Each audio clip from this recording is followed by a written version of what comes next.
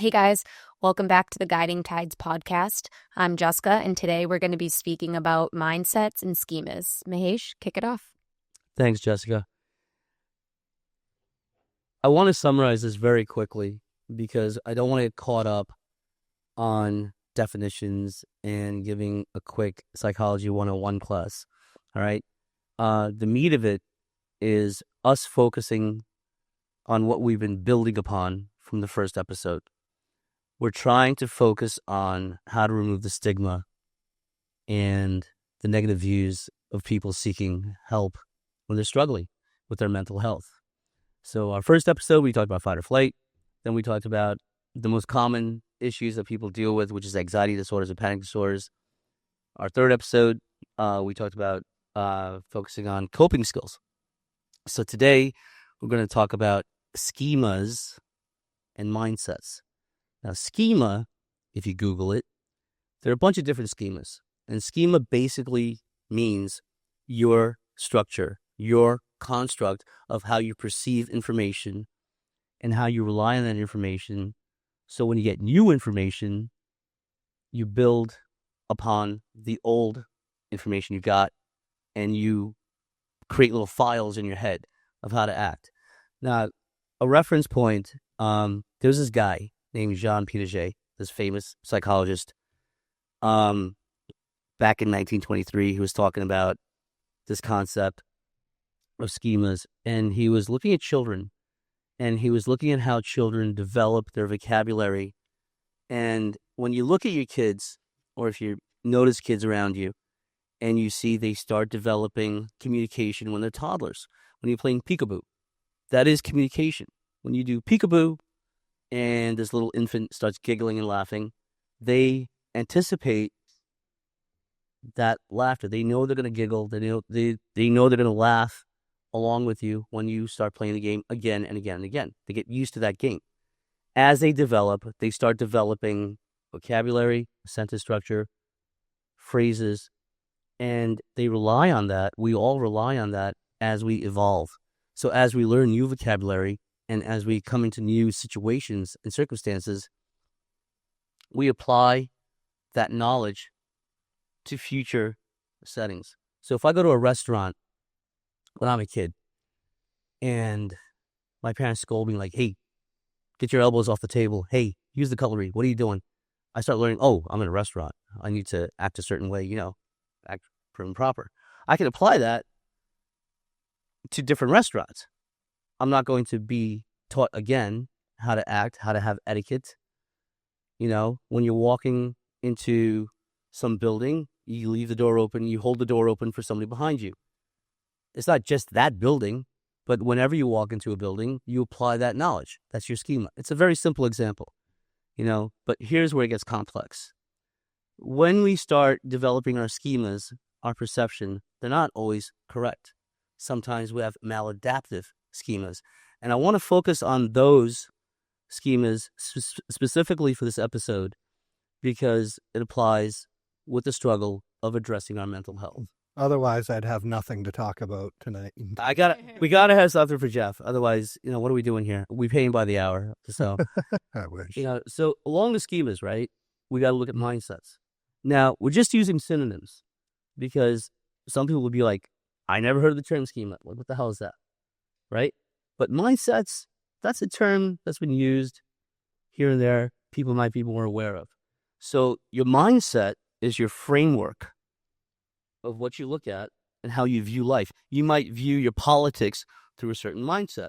You might view religion through a certain mindset because your mindset is your construct of how you see the world around you. Now, with mental health, your mindset is going to be the framework of how you're currently living. And when you start realizing that you want to make a change in where you are, you have to look at your mindset. You have to look at your schema. You have to look at your framework as to how you got there. And that is a painful process of putting your ego aside and being so vulnerable and raw when you start peeling back the layers of how did this schema get constructed that I felt it was okay to live my life the way I was as an alcoholic, as an abusive husband, as someone who stole from my parents so I could score my heroin, as someone who justified mugging somebody at the Quincy Tea because I wanted a party. That's my schema. We can justify anything because that's our schema. That's our framework. So the maladaptive schemas is going to be more the focus. Now, if you Google this stuff, there's a bunch of other schemas out there. How do you even spell schema? It starts with an S. SCHEMA. Schema, use it in a sentence. Yeah. There you go. Wow. First spelling bee you've ever won. Yeah. Congratulations. Actually, got my phone underneath. We're gonna test Jeff later to see if he Remember remembers this. Yeah. Okay, so we're gonna test his ADHD.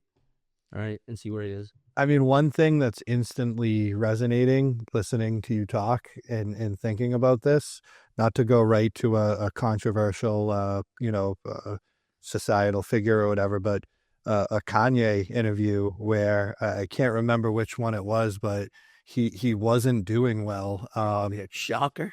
But he talked about this, being in public and, you see a little kid standing on the table. You say, hey, don't act like that. And he ties it into I think we're living in a simulation or everything's a matrix, but we build constructs. His message was we build constructs into children, and it's why are you acting that way? We're all actors acting the role that we get assigned to play. Is that hitting? Yeah, I think so. I can't believe we're relying on Kanye as the reference point, but yeah, he nailed it. We are acting. We are functioning within a societal. We're functioning in a society that has roles for us. We do have roles. I have a role as a father. I have a We role. have to work. We have to have a role at work. Yeah, you have to fulfill certain obligations that we've taken on, right? I mean, it could be as an employee, as a parent, as a member of society, and we work within the constructs of the norms of that culture. Yeah. Right? So that is a schema. That is a construct. But that construct can change. And that's what I want to get to with this episode, is the fact that when you realize that life ain't going that great right now, and I got to do something to change things around. What you got to do is when you start realizing that you're going to seek help to address your issues, one of these steps is looking at your schema in therapy and your mindset, because your view of how you're perceiving the world needs to change. And that's scary as hell. Yeah. Okay? Because in my personal life, and I look at the people I work with, when you are this person and you want to be that person, there are some changes that need to happen in your life. Okay? And it could be your relationship with your parents. It could be relationships with your siblings. It could be, I got to get out of this house. It could be, I got to change my friend group. So that is the biggest one I've come across, that when I start realizing as a person that needs to make changes in my life, that if I'm going to change my friend group, who am I hanging with now? There might be a period where you're alone and you're trying to figure things out. And as you start evolving and you shed that skin like a snake and become this new person, there's a process of you don't know who you're becoming. And that's scary. That's scary. That's frightening. For me, it's scary because I don't know if I'm going to get what I want. I don't know if I'm going to be safe, if I'm going to be okay. Right. Vulnerability. Yeah. Vulnerability is a crazy thing. And if those schemas, if those, mindsets or constructs or I guess even attitude, I keep thinking the phrase attitude is everything. Attitude is everything. And it is mindset schema. Yeah. I can reflect on times where I brought a piss poor attitude into therapy and I got I wasted months of my life talking to somebody. Yeah. I wasn't doing what he or she said, because my attitude sucked. My belief systems were Unaligned. Thank you. Yep. Wow. Jessica, that was gold. The unaligned. She says stuff every once in a while. I was like, I love it. where'd that come from? Yeah, you have to align your schema and your mindset along with where you're headed. And it has to be in this trajectory that you can see. And you will be challenged by your peers. You'll be knocked down by your family, because a lot of stuff that's going to happen to you as you're making these changes is going to conflict with the loved ones around you. Sure. I mean, think about it. I mean, think about you guys with the journeys that you've gone through, right? And as you have made changes in your lives, have you ever been told by someone close to you, like, who are you? You're not the same. I wouldn't say that so much as somebody's called me personally on it, but people definitely act different. That's for damn sure. I mean, that's really all sides of my family. Once I started switching up, once I started getting onto this journey of mental health, healing myself, I get looks. Right. I get spoken to differently. I was in church recently, and a lot of the family was there. I thought it was amazing. The priest mentioned something about mental health awareness month. So, obviously he kind of had to Struck do a it. chord. Not only did I see, but I felt the heads whipping me, and I'm like, maybe I'm not the only one that needs that. You know what I mean? Back to what you're saying with the schema and, people looking at you differently. I almost feel like they'll look at you differently because some of these people might have helped construct your schema. Absolutely. And that's a hard thing to understand. You have everything go wrong, or you feel this type of way in, certain situations. You learned that at a young age. I would, Now you have to unlearn that. You have to recognize that as an issue, but it's something you've always known. Right. So now you have to say, okay, this thing that I know, it's not right. It's hurting. So now you take a step back and undo it and build something new. I would challenge that same person that's concerned about, their family, their people close to them. How many of those people do you wonder are dying to see you change, something different? And, Of course. and it might be, it might be uncomfortable for them at first, but they're going to fall into alignment with it. Yeah. They're going to see that this is the best version of you that you've brought forth before, Some people aren't going to like that though. Yeah, hopefully. Sure. Hopefully they do.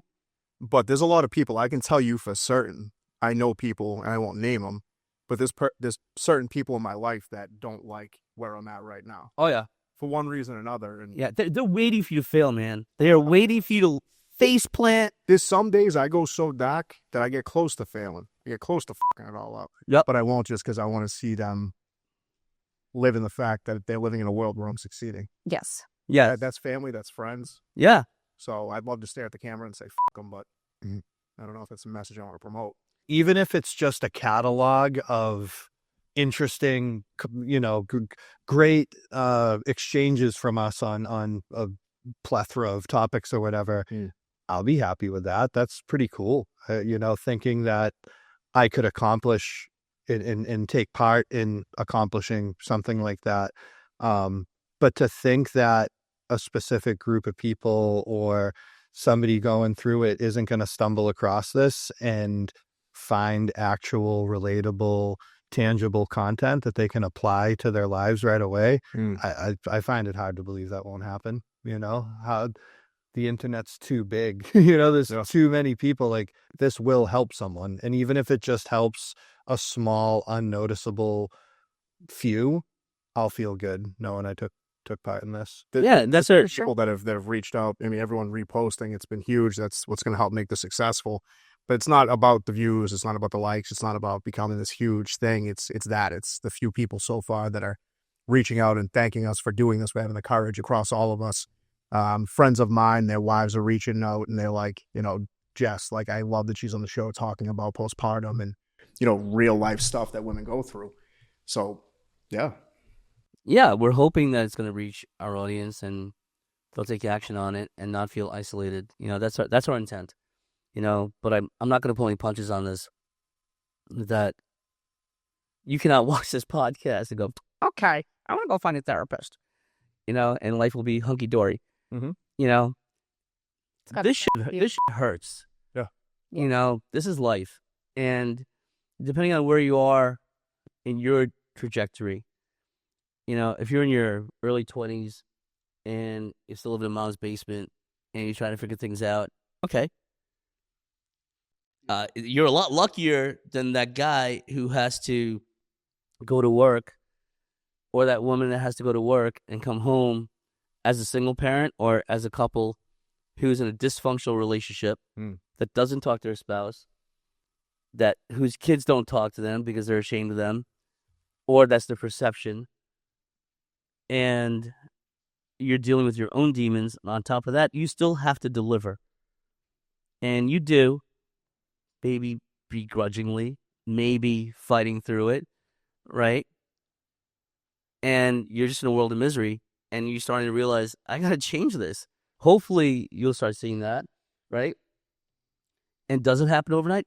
Hell no. It doesn't. No. It's a multi-step process, and the fact that you're saying that, I'm going to take the mic for a quick second. There you go, brother. This is a real podcast, real people, real shit. As you all know, I don't know if you know, I'm back on leave again from work. I am going through another mental health program right now.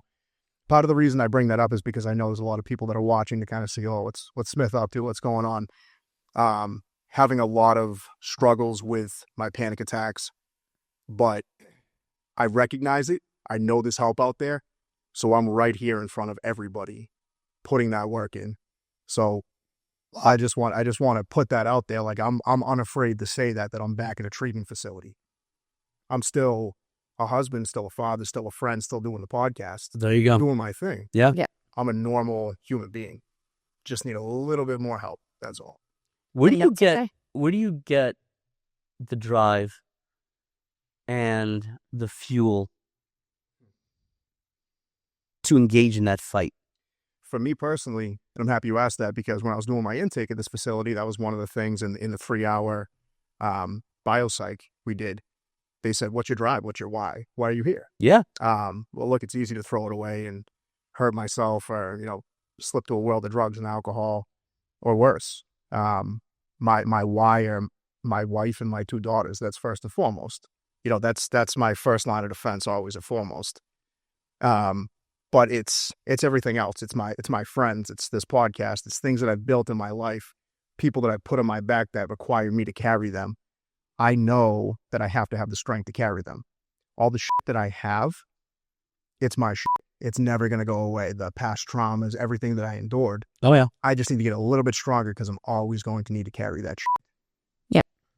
And that's where I get that fight from, And, at the end of the day, I feel, because I'm punitive towards myself, I'm supposed to fail. That. Well, yeah. It's easier to tell yourself that you're going to fail. Well, of course. I want to beat the statistics, so to say. Of course, and you're going to. So I just wanted to take that to explain, because, what you were saying, I'm like, all right, now's a good opportunity, that I'm in the same fight that you are all in. You're just on the other side of the camera. That's the only difference between you and I. Now I'm going to take the mic for a hot second. How can you, Christian, you have a family, you have responsibilities, you have, how can you do that and get help for what you're struggling with? Doesn't that look like leaving, you know what I'm dancing around? No, it's selfish. Are you saying is it selfish? No, I wasn't going there, but I don't know. Well, even to your question though, being selfish, if you stay in your shit too long and you keep going through the macho guy stuff, or kind of push through bulldoze mentality, eventually you're going to be irreparable. That's how I feel. That's why I'm getting on it now. Unbearable along the way. Say something, do something that you're not going to be able to come back from. Yep. So you need to compartmentalize. The program that I'm in, it's very flexible. With the hours, there's different options throughout the day. So I can't work right now because it's during the day, but I can still take care of my family. When I come home, when I open the door and I have 2 dogs running at me and 2 little girls running around, they don't see that. I don't say, Daddy's home from therapy, I'm crazy. No, they just get Dad. And if anything, they get a better version. Yes, they do. I keep hanging on. I keep going to work.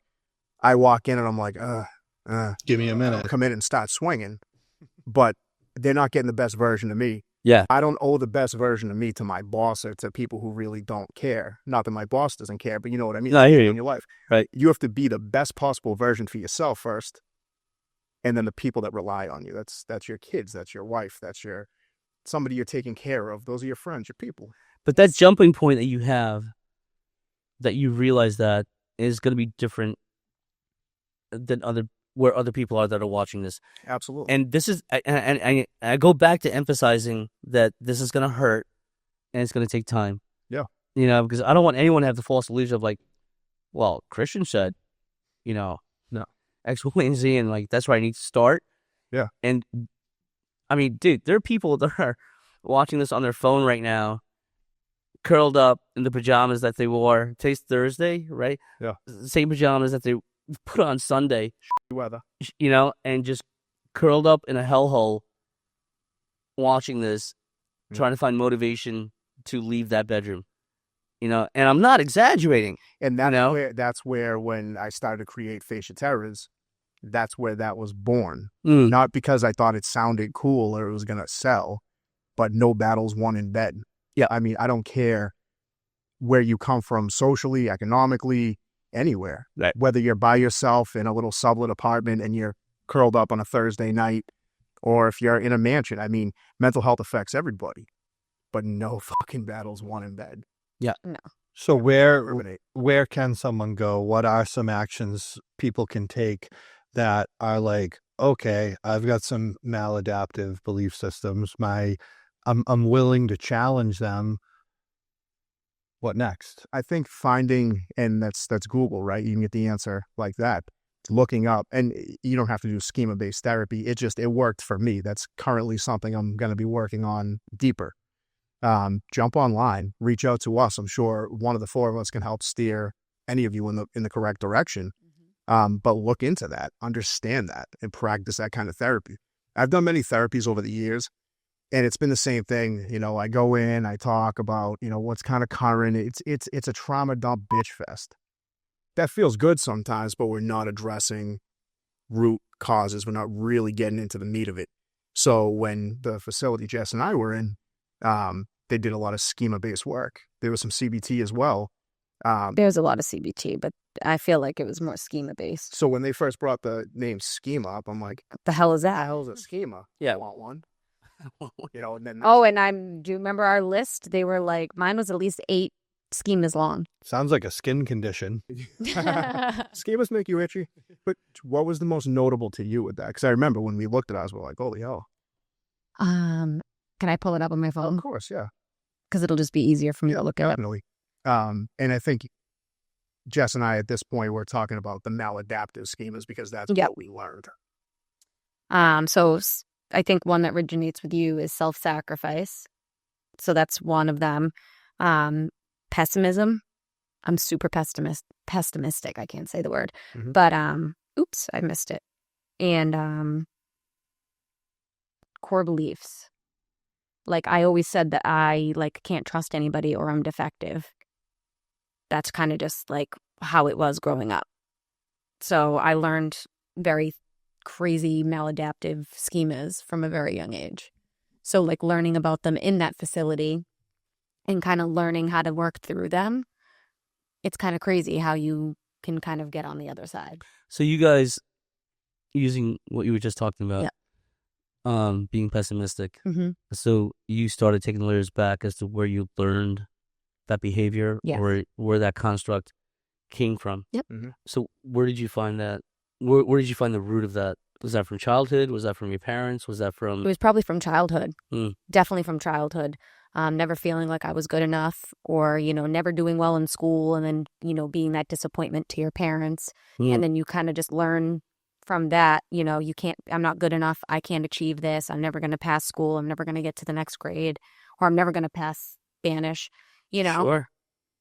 So, it started when I was little and it continued on with me up until I was 34 and I entered a facility and I learned all about different ways to work through them. So that's what I wanted to ask you was that the first time you'd say in your life that you had the ability to challenge kind of your perception and your belief system? 100%. Really? Yeah, because at that moment, I was giving it my all.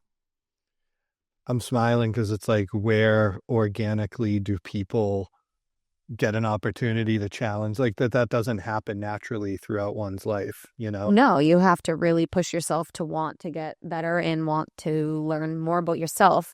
The scariest part was learning about me, Mm. like who I truly am like down to my core, Yeah. like who I am. So it's a crazy journey, but I mean, I don't regret it for a second. Like, you said, how do you do it? How do you be a husband? How do you go to work? How do you do this? Granted, you're out of work, which is fine. I was out of work for 5.5 months, almost 6 months. I was able to take a medical leave, which was great, but some people don't have that option. Right. So That wasn't I was unemployable when I went to treatment, let alone So we don't confuse anybody here, though. You don't necessarily, not everybody has to take time off of work. If you truly can't because you don't have, if financially you cannot do it, there are options. There are night programs. yes, there are.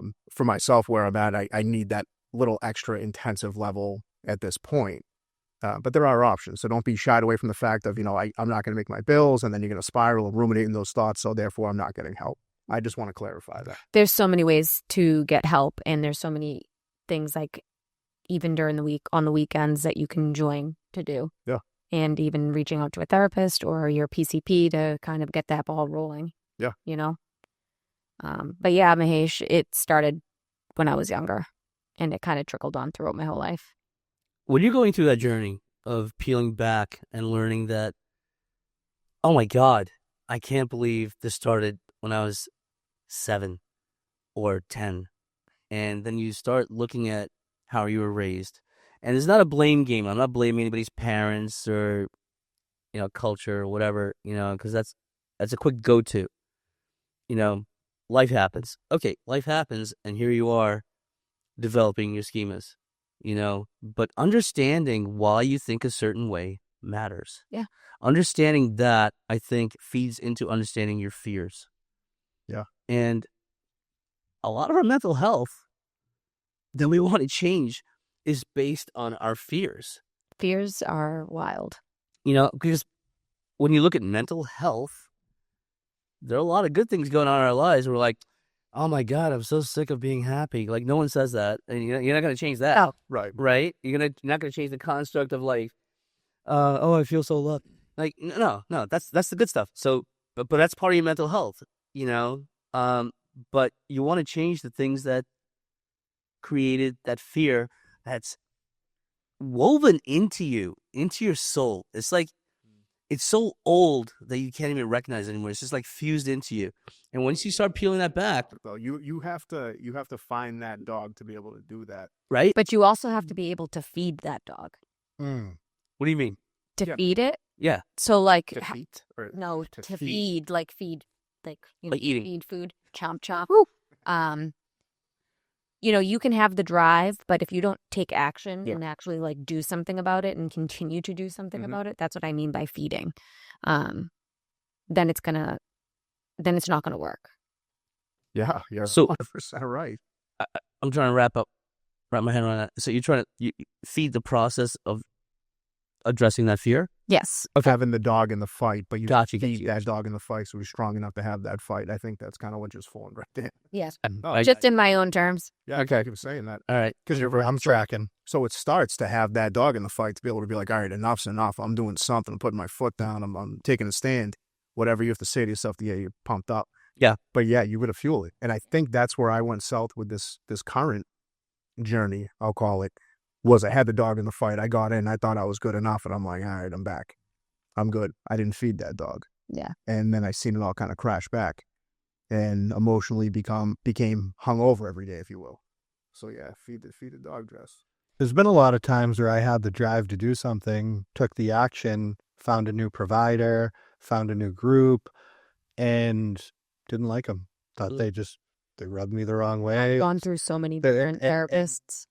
Unfortunately, though, I called it quits. I threw in the flag. I said, hey, I tried. I made the effort, and this isn't working out. You didn't feed the dog? Oh man, Correct. I'm telling you, like We're gonna make that a team. working in this industry as a therapist. Therapists are like contractors. Okay, when you get a guy coming over and you want to redo your bathroom, and you're like, okay, so what's the price? And if they're looking you up and down and not the bathroom, they're assessing what they're going to charge you, Good point. That's a great analogy. right? And just because they got a plumber's license doesn't mean they're a good plumber. Yep. Okay? So you will have to go through a series of people until you find that person that you connect with. You know, I have to emphasize this. This is not an easy journey. This is not a one and done, rodeo. You Yeah. will, once you start engaging in dealing with your mental health, bro, put your seatbelt on because it's going to be a hell of a ride. And once you commit to it, once you say it out loud that you want to take care of your future, that you want to take care of your kids, that you want to progress in your profession and stop just eating garbage that you've been fed all your life, that, and getting patted on the head and, believing that schema, that construct that, I guess I'm just this guy. Oh, poor me. Enough. I love the boohoo. Oh my God, enough. It's disgusting. Yeah. And I say that to my clients, like, all right already. I said it before, No. and I'll say it Let's go. again. Like it's okay to do that. You can run that You could do that for a bit. for a hot second, but Yeah, it gets old. No, it gets real fucking old. Dude, it gets so old. Your friends are done. Yeah, they don't. Your family's done. Yeah. Everyone's done. And here you are. Oh, yeah, but my childhood. Okay, yeah, I know. You had, yes. We got to grow from it. Let's go. There's trauma. Yes. Dude. Okay, you're still here. You're still breathing. And- What are you going to do? Right? But I don't want people to watch this podcast saying, well, I watched the podcast and they said, go see a therapist and like everything's fine now. No, dude, it's going to suck. It's going to hurt. And I can't emphasize that enough. Like, for You know? instance, like right now, this week is it's a tough week for me. It sucked. Yeah. And, Yeah, this week sucked. this is the week that last year I had my first mental breakdown. So I'm like, this is like the year mark that everything started for me, my journey. Wow. So, there's a lot of mixed emotions this week on how I'm feeling and, reflecting back to where I was a year ago today. I was 86 pounds. I was depleted as a human being. Yes, 86 pounds. That's like my left leg. And just being on the other side of that now, I still feel like I'm 86 pounds. I haven't gained much weight, but we're getting there. I'm working on it. Being on the other side of that now, I can say that fight is so worth it. Like never giving up and continuing on no matter how hard it is, putting in that work and really trying to change the way your whole mindset was once to something completely new is a crazy journey. God. You right now. So take this Jess. Take the year ago Jess. What if that version a year ago heard you talking right now? You were talking to her. She would be like, how the hell do you do it? How do I get Did you there? feel like you couldn't do it? Yeah, because at that moment, I didn't think that I could until, I finally surrendered. Took the first step. Yeah, I surrendered. What was that? I want to really look at that. How I surrendered? That moment when you surrendered. Mm-hmm. That moment where, so you're saying surrendered. I'm looking at like you're fully committed to. Yeah. Okay. But the language is important. Mm-hmm. So you're surrendering to. You're vulnerable. You're giving into this process. Yeah. Right. But there's also a commitment to. Oh yeah, it's a huge commitment. Right. So that drive, what's fueled me a lot in my life is my anger. Yeah. That I'm so sick and tired of hearing, views on who I am or I think when what I am. Or Christian first met me, how angry was I? it's scary. But use your anger. Use your anger. Look, I had to use my anger to drive me for Yeah, part but of everything. That moment when you decided to surrender / commit to this process, Mm-hmm. right? Could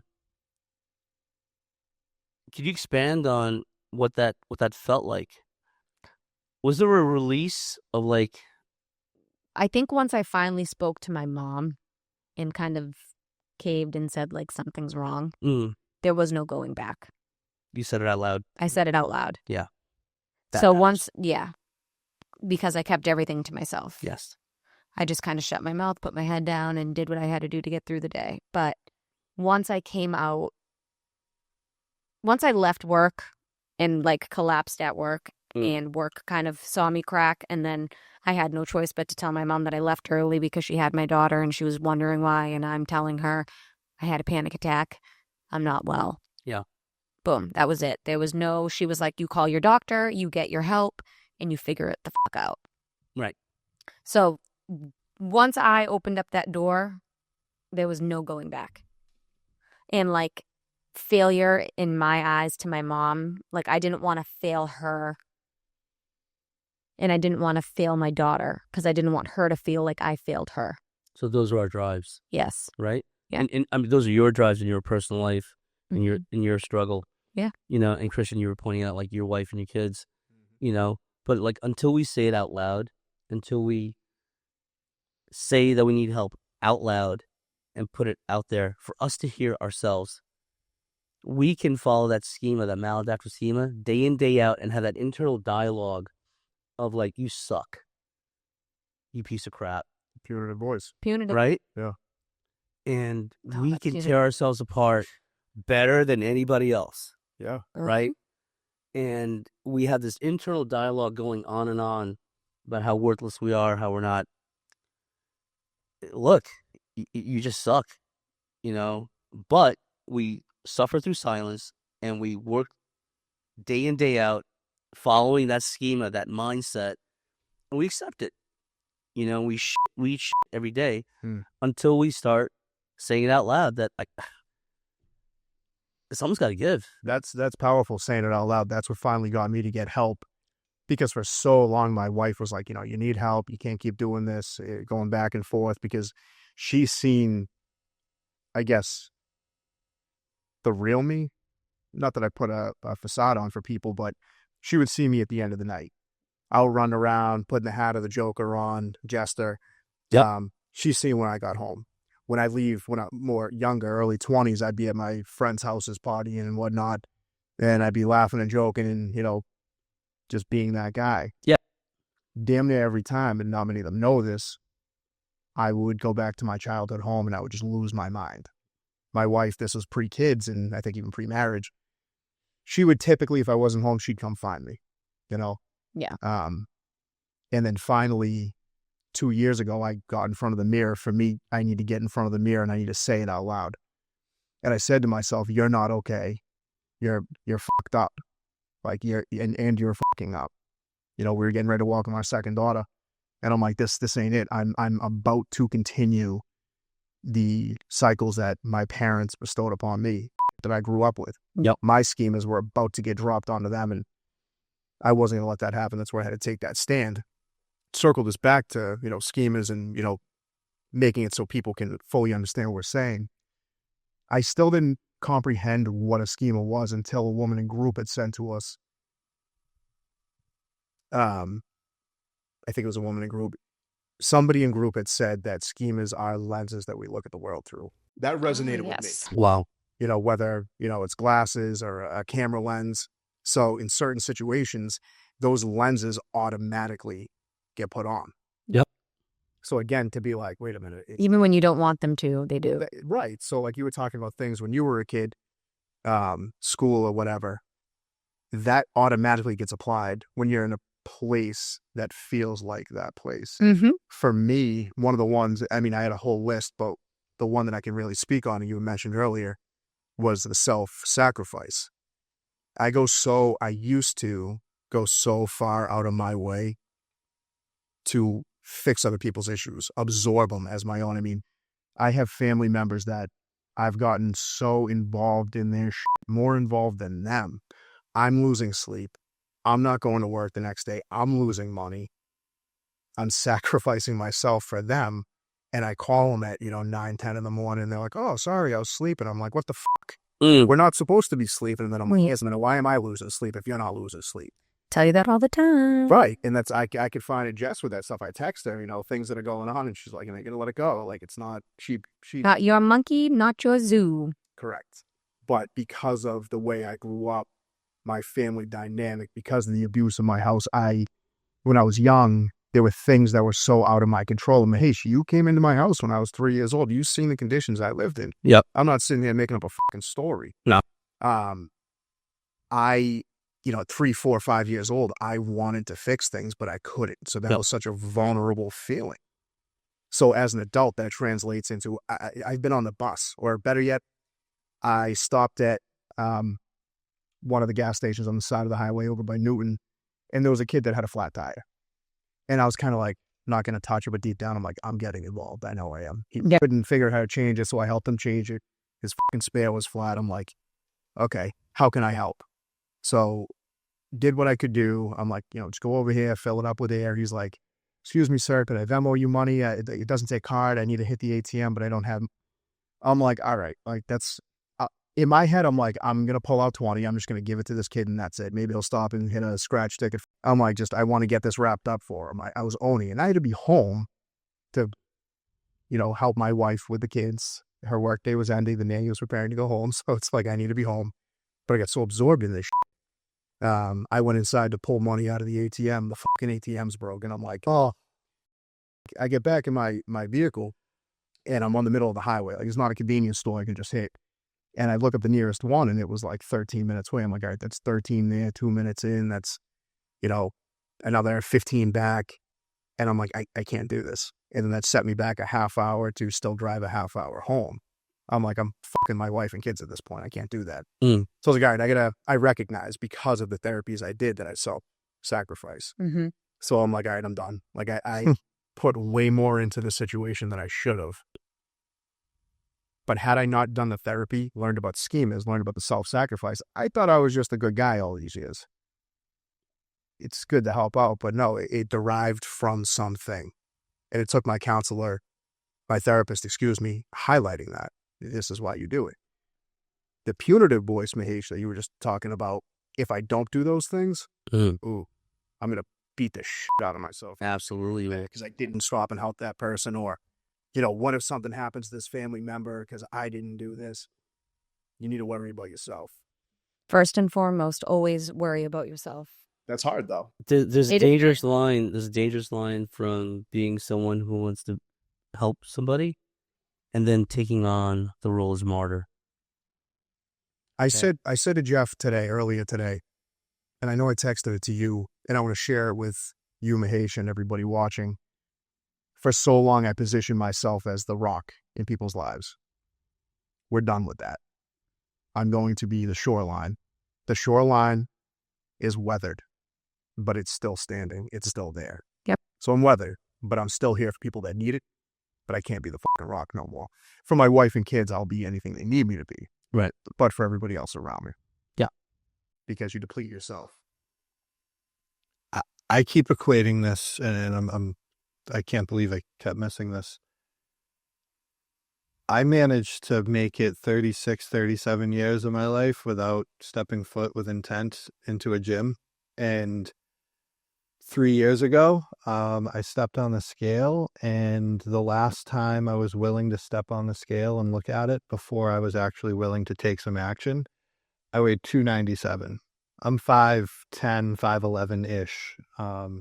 297 did not look good on me. None of it was muscle. 297? Yeah, this is pre-gym. I was almost 300 pounds. I believe I exceeded it before starting the journey that I embarked upon. Never. Yeah. At that time, the idea of fitness, of working out, of dieting, exercising, I think I'm too far past that. In Ozempic, not to shout them out, like that wasn't an option, that wasn't around. Like, No. I took to fasting, intermittent fasting, and I eventually got into the gym, but back to like this, process, going through this, doing this, finding out who we are, finding out what our shortcomings are and what our obstacles are, and addressing them. It's a lot like hitting fitness goals. It doesn't happen overnight.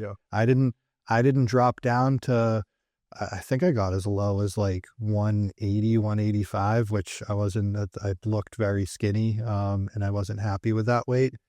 But I lost over 100 pounds inside of a year. You should be very proud of yourself. Thank you. And I feel great about that accomplishment. I've made TikTok videos about it. And like, I'm proud of that. But to go back to me stepping off that scale, seeing the numbers 297, feeling hopeless, feeling like I'm too old, I can't turn this around. This is just who I am, and I'm just going to become a diseased, unhealthy person and die early or something. I wasn't willing to accept that. And if you're sitting at home and you're stuck in depression, you're riddled, your everyday life is riddled with anxiety, the events that happen to you, the pain that's been caused to you, to Nobody can take that away from you. no fault of your own, those aren't unsurmountable things. Yeah. If, and I don't want to say if I can lose 100 pounds, you can heal, but think about that. No discipline with going to the gym, no understanding of nutrition. I grabbed on to a few simple things that were put in front of me. I started to get results. And then what helped me change the mindset was, that let thoughts like, well, this old guy that goes to the gym, like he's got to still be going to the gym for a reason, and just simple education on that stuff, just coupled with the action to do something. Yeah. I eventually saw results, and the results, became measurable. Yeah. Yeah. I think it's a great way to tie that into mental health, right? It's not an overnight thing. You don't just go to a counseling session one time or go to a facility once, clearly, and then you're good, you're healed. Yeah, no, it's setbacks after setbacks. Something you have to keep coming back to. It's something you have to keep challenging. It's something you have to keep educating yourself on. Yeah. Healing's a lifelong process. Yes, it is. It's maintenance, right? So when we get to... I like that, maintenance. Yeah, because no, when I said before, you're moving from point A to point B. Okay, so now you're at point B. Well, what the hell is C? What are you, stagnant? That's how I feel I right hit now. 45 and okay, Stagnant. here I am at 45 and that's it? No. I'm looking at 50. I'll be 58 this summer. I'm killing it. I can't wait. You look younger than both Jack and I. It's the coconut oil, brother. Look, when we set goals for ourselves and we get used to the pattern of setting goals, you get a momentum going. It's like riding a bicycle, right? So, yeah, the first couple pedals, the pushes are hard. You're wobbling a little bit. You get some speed under you. You get a little comfortable, right? You get into the rhythm. That's life. So once we get to the point of maintaining our progress and we get into the rhythm of understanding, I got to pull back here. I need to avoid that. I need to move over here. This is my area of strength. This is definitely my area of weakness. Even when, I just want to emphasize on something, even when people may not understand, if you know what I'm trying to say, like when you're setting those boundaries, when you're learning to set boundaries and when you're actually implementing your boundaries, you're not going to make everybody happy. No. Oh, I was so bad at that. I was so offensive with people about how, because it was like, I literally equated it to like life and death. If I don't set this boundary, like I'm fucked. But like, when you're in that journey of healing and all that, setting boundaries is a healthy thing. Yes. And like, don't feel as though you cannot set those boundaries because of certain people. Like I've had to set boundaries with multiple people in my life that don't necessarily understand my boundaries. Yes. And it's very difficult, but I keep trying. So like, I just wanted to emphasize on that because it's so funny because like what you're saying here, I feel like is the reciprocal, is the flip of being the martyr. So when you're the martyr, you want to solve everybody's problems to avoid your own problems, right? I got you. I'm here for you. Oh yeah, don't worry about it, honey. Yeah, those days are over. Right. So here you are saving everybody else while your ship is sinking. And I did that for a very long time. But people get off on it. look at me suffering. That's okay. I got you. Yeah. You know, and there's a sick rush to being the martyr. And when we're working on our goals and we're starting to set limits with people and we're feeling like, oh, I don't want to upset mom and dad. Oh, I don't want to, you know, my high school friends, they're going to miss me. Dude, get over yourself. Yeah. It's getting over yourself more so than Yep. offending people when you set boundaries. Your true friends, your real family will back you up. Of course they will. They will surface to the top, right? And they'll be there for you, and they'll commend you, and they'll Well, when you reinforce come your... from family that has a very different cultural background, Yeah. Mahesh might be able to Tell speak me- on this. Tell me more. sometimes they don't understand those boundaries. Yeah, I could, yeah.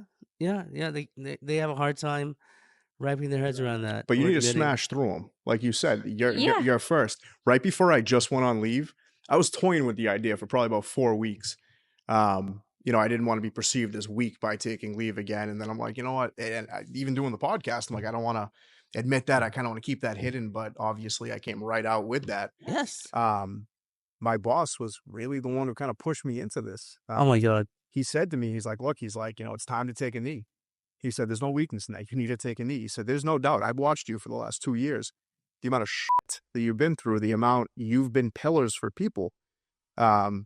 But I'm watching you and those pillars are starting to crack. He goes, it's not a matter of weeks, months, it's days before you just fall apart. Right. And so I'm like, all right, somebody else sees it now. I'm not doing a good job of faking the funk. And he said, and it was just like it hit me right in the chest. He said, you need to put your oxygen mask on first. And I was like, Wow. He said, you have a lot of people relying on you. Put that oxygen mask on. He's right. Yeah. And I'm tying that back to what you said there. Mm-hmm. And setting boundaries, that's a hard concept. It's easy in therapy when people say, you know, you got to set the boundary with mom and dad. Okay, great. Then you go to do it, and it's like, well, fuck you. Well, we didn't rehearse that at therapy. That's like, Yeah, right. Yeah. Well, what if you just don't have the self-worth or the care for yourself to set boundaries? I'm not going to make myself uncomfortable or possibly offend you because I'm not shit anyways. Why would I You go could through set all boundaries. You're going to not react to it because I suck, you know, like this is I struggle. I don't know if that's resonating with you, but I struggle with it. It is, you know, but how I can answer that, what I can offer there is tough love of, okay, then keep not setting boundaries. Keep doing what you're doing. You're not going to feel different. How badly do you want to reach your goals? Yeah. How many times do you have to face plant and get yourself out off the ground until you start making changes? And it's going to be once, twice, 15, 30 times. You know, how many times do you need to be arrested? How many times do you need to be kicked out of the house? How many times do you need to, like, look into your kid's face and, oh my God, could you imagine, like, looking at your daughter's face and just seeing them being repulsed by you? No, it would Because you're kill me. shattered, or you're violent, or you're, Asshole. you know, like, how many times is it going to take? Mm-hmm. It doesn't happen overnight, Right. you know, and, you know, everybody's journey is different, you know, and, I didn't set out to lose 100 pounds and lost 100 pounds. I set out to lose like 20 pounds, you know, like You got addicted to that, and you've seen the progress, and you're stuck with it. It's something I just want to throw out here. What you were just saying, Mahesh. I was dealing with a family member recently, and I came up with this, not coining it, but it came into my mind. Mm. In each of your stories that you tell, share, feel, whatever, you're not always one of two things. You're not always the hero nor the victim. If you have that mentality, you're not going to go too far in your life. I'm sorry if you're always the hero or the victim. Sometimes you fucked up, or sometimes you made a mistake. Sometimes you didn't commit fully. Yeah. Own it. Own it, right. Fucking move on. Right. Put your ego aside. Yeah. Right. And if you're the first one to point out to yourself that you screwed up, God bless you. You know, you're ahead of the game. But if you got family members pointing out to you, your friends are pointing out to you, you better start listening. You know, or you're going to lose these people in your life. You know, and people will be quick to discard you because they need to make choices as to what's poisonous in their lives, right? They're going to set boundaries. They're going to move on. They're going to set goals. And yes, it's, for you, Mahesh, that's childhood trauma. That's deep pain. It's sad. Yeah. We all feel really bad for you, but your significant other, and this isn't true to you, I'm just using you. No, I got you. She's getting a version of you that isn't helping with the dishes, isn't, enforcing things around the house, isn't contributing. Right. So yeah, you're becoming toxic in her life. Exactly. You don't mean to, but you are. So you got to take a look at that. I mean, I've had those thoughts myself when I was really down and out. I was like, my wife's going to end up leaving me for somebody better who doesn't have these issues, who actually has parents that are going to come around, who can offer more. And I'm like, what? What am I doing? Shut up. That's my curative. I'm very aggressive towards myself, and I don't recommend that. But I'm sure that resonates to somebody. But yeah, you need to step up and handle your shit because it becomes somebody else's issue. Now, what happens with the self-fulfilling prophecies of like, see, I knew that was going to happen. I knew you were going to reject me. I knew you were going to kick me out of the house. That's a dangerous thing. I had this kid I used to work with, and he called me on it. If he's ever watching this, thank you. But he looked at me one day. We're on top of an elevator, and he said, "You're a self-fulfilling prophet." I got so fucking mad. What does that even mean? He called me on my... So like, this is going to go bad. I feel like it can really go in a pessimistic, optimistic way. Okay, so I can kind of get down with that. No, I know you can, and I'm happy you're jumping in on that. So then when it happens, then you get all upset. You did that. You spoke that into existence. Yeah. You manifested that. You didn't sit there and pray and chant or whatever your flavor is on it. But you put it in into your head. Yeah. Oh, yeah. Then it's going to attract. Again, we talked about this. I'm not going to say I'm a millionaire. I'm a millionaire. And then all of a sudden, scratch. Oh my God, I won. But if I say, my wife's going to leave me, my kids are going to hate me, that can happen. Oh, hell yeah. Yes. Because then you're going to start acting certain ways. You're going to look for those signs. You're going to go down those roads. But challenge that thought and, I'm going to overcome this. I'm going to beat the odds. You put that in your head, speaking into existence enough. You'll do it. Right. You're going to do it when you're in therapy, when you're talking with friends. You're going to change your scenery eventually. You're going to live that. Well, this ties back to a previous episode when we talked about faith and hope. Yeah. Right? Like, you have to have that spark, to get up off the ground, stop wallowing in your misery. Just stop. I'm glad you brought that back up because I've always looked at it as faith and hope are two different things. And when I had a problem with alcohol and I ended up at a, rehab and 12-step fellowship to deal with that problem, people told me I had to find a faith to live by. I had to find faith. I had to find faith. And not just the satanic tattoos on my body from my teenage years or, all of the terrible decisions I had made.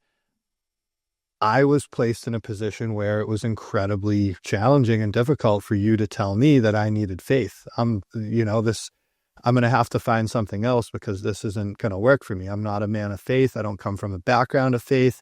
And frankly, you're asking me to put something I don't have into, I don't believe will even work. I don't. So how can I do that? And it wasn't until somebody broke down the difference of like, well, if you can't have faith, you can have hope. And, what I was asked to do was, instead of believing this will work, just hope it will. Maybe it will. Maybe you're wrong. Maybe the voices in your head that tell you, punitive voices and all these things, maybe they are wrong. The voices in our head are real. That got into my head and I couldn't get it out. Schemas.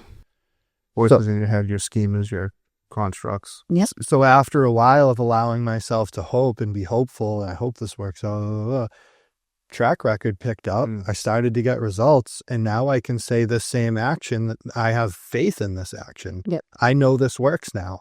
So to me, faith is hope with a track record.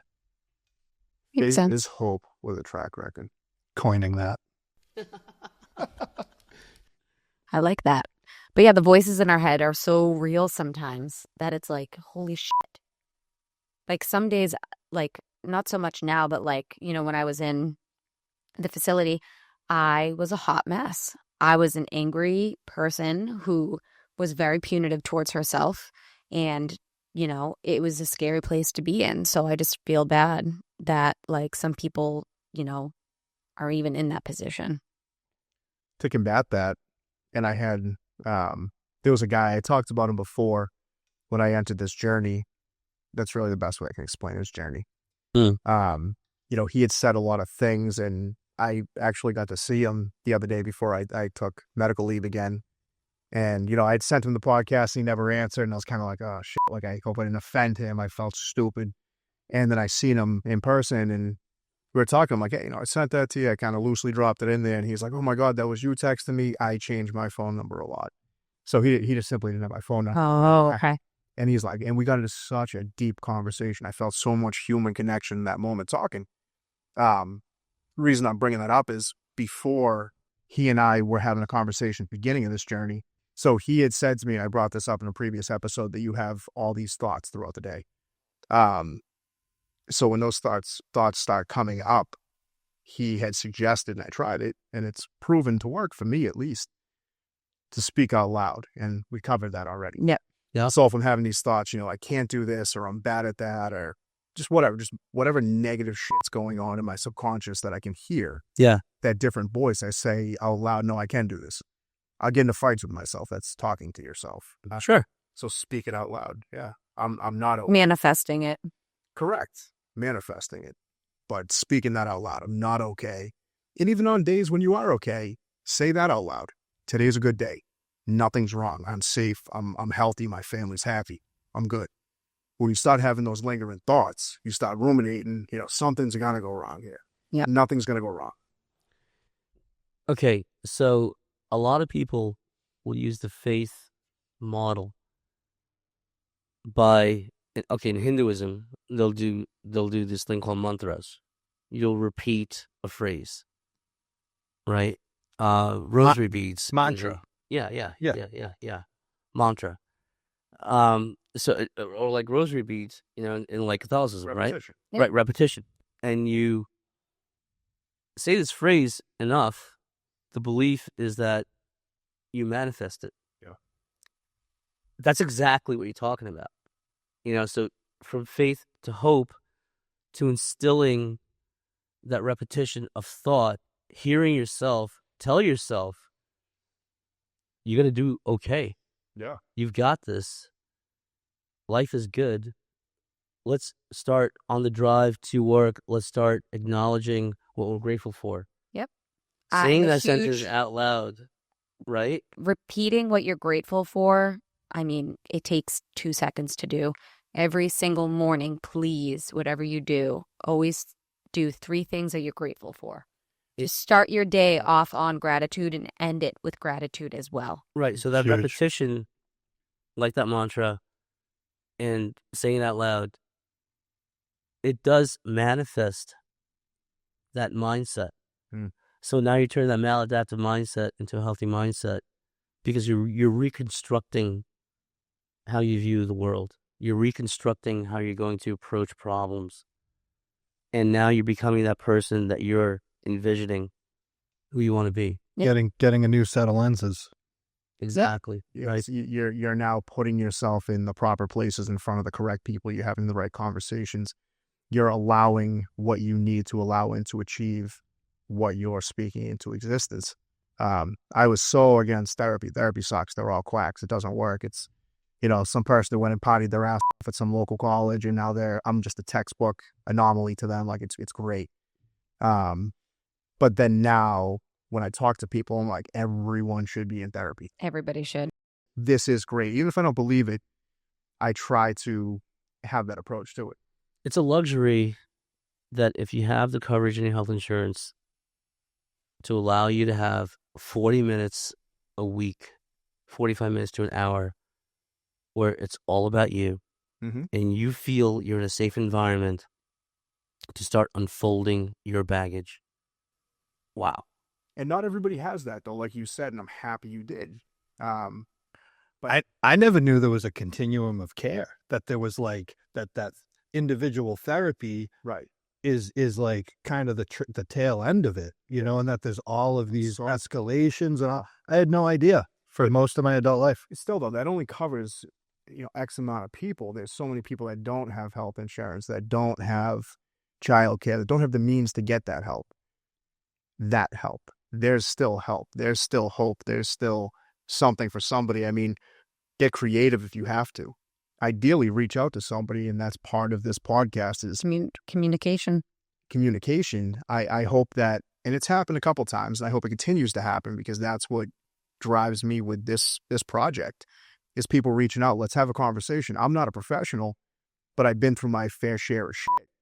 And if I can't help you feel a little bit better, at least I can refer you or recommend you for the next step. I'd like to say, and it's easier because I'm not in the situation, but if I didn't have the insurance and I didn't have the support, or you name it, I just couldn't do what we're discussing right now. We live in an informational, advanced world. I mean, somebody right now who doesn't have that could probably get on a series of YouTube videos, podcasts, understand Self-help. the outline. Yeah, self-help, marriage counseling, whatever. Like it's all right there. Yeah. There's something for everybody. I'll add to that too. In my professional life, I probably engage 80% of my time and energy in helping people that you're describing that are either uninsured or don't have a type of health insurance that has an elective for intensive outpatient or something elevated beyond individual therapy. Do you turn them away if they don't have health insurance, or what do you do with that? No, I'm trying to plug the fact right now that, what I do is not rare, and I'm very proud to exist in a professional community here in Massachusetts, New England, and pretty much nationally, to where I'm not unique in that. We all kind of know where we came from, and we do this because it's a passion, not just a profession. So if you're sitting at home and you don't have health insurance or you don't have resources, still call any place I work at, call any place you can find on Google. There'll be people willing to talk to you and willing to point you in the right direction, even though it can't benefit them to do that. I had heard, and I may have misheard this, but I thought in the program we were in, there was some talks of like a scholarship. Is that a thing? I would be pretty hard pressed to turn anyone away that ever reached out to me for help. If they could get to my facility and they had a desire, right. And this is going, permanently in the, digital airways, me saying that, like, challenge me on that, call me, ask me for help. I will help you. Amen. I will find help. And so to tie this back with schemas, I mean, I think we're kind of really putting it out there, the negative schemas. I'm interested in learning now the positive ones. Again, all I know is maladaptive, but that's all I need to know right now. That's all you need to challenge. Well, Yep, right. I just have to challenge the good thoughts, right? So, right. I just want to kind of make this make sense again. Look, we're a real podcast. We're real people. We're talking. We're not going to sit here, as I mentioned to everybody prior, go through Webster's dictionary and say these things are all related to mental health, and we're just going to bore you all. No, we're talking. No, we're going to get off track. We're going to do that, especially the two ends of the table. We're going to get off track. Sorry. But to tie that all back, I mean, these things are real. They happen. And for somebody like myself, and I don't think it was ignorance, I didn't realize that maladaptive schemas were something that were affecting me so much at work, in my relationships, going in Target, going in Home Depot, how I presented myself, how I viewed, a night out at the bar with the fellas, or, going out with the wife and kids. These were things that were formed in my early years. And I'm not blaming my parents. This isn't what it's about, but, they did the best they could with what they had. What you believed. It's what I believe. That's what they showed me. If they told me at a young age that the sky is green and the grass is blue, that's what I know. Yeah. So now think about that. If you grow up, you're the only person in this world that thinks that, and you're like, oh, what a beautiful green sky today. Yeah. I'm going to go lay on the blue grass. Right. Everyone's like, what the fuck is he? What is the matter with him? Yeah. So for you to try to unlearn that, that's notable. That's hard. Right. Then to relearn that and flip that around. That's how I view a scheme, and I just want to circle everything back to that. Do you think it's important to know where it came from in the process of I don't think challenging so. it and overcoming it? Well, I think I would just like to know personally. Well, I if it feel like helped, you but figure that out as you kind of work through your schemas. I'll share this. This isn't necessarily a schema. I don't think. I could be wrong. I think finally, after, a couple of years doing intense therapy, EMDR, and working on schemas, I had my therapist, he said something, and I know that we're finally on the right track. So we've talked about my panic attacks, like at Home Depot and all this running around and in traffic. There's different things that tie into that. But he had kind of offered up that maybe this is existential. Oh. Oh, Whoa. I went, like, I like to consider myself not afraid of death in the sense of I've been suicidal. And we talked about that. If anyone's going to do it, it's going to be me, right? Yeah. That ego. When he said it, I immediately went back. Now, I share stories often, and typically I'll say, when I was 8, when I was 8, when I was 8. And I've had people call me on that, and I'm like, why do I always say back when I was 8? Even if I was 6 to 10, like it was when I was 8. Right.